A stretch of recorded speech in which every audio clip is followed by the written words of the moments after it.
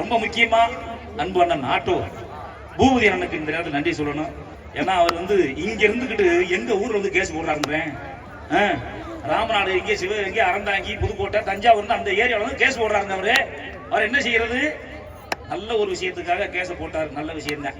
அதாவது அவரும் ஆடல் பாடல் வச்சு நடத்துறவர் தான். ஆடல் பாடல்ல ஒரு கண்ணியம் இருக்கணும், ஒரு கட்டுப்பாடு இருக்கணும். அப்படிங்கிறதுனால ஆபாசமா ஆடக்கூடாது அப்படிங்கிறத எதிர்த்து கிட்டத்தட்ட ஒரு 40-50 பேரை அனுப்பியிருக்கிறார் ஜெயிலுக்கு.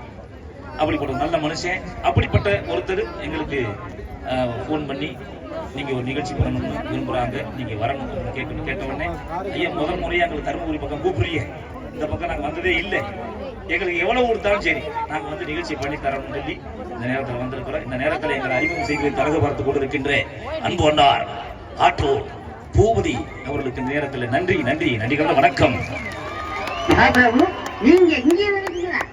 அவர் எங்கே இருப்பார், வந்துட்டாரா? ஆமா, முடிச்சு. அது மட்டும் இல்லாம இன்னைக்கு இவங்களை எங்களுக்கு தெரியாது, எங்களை இவங்களுக்கு தெரியாது. எல்லா நிகழ்ச்சியிலையும் நிகழ்ச்சி எவ்வளவு பக்காவா இருந்தாலும் ஆடியோ வந்து நறுக்கணும் இருந்தாங்க.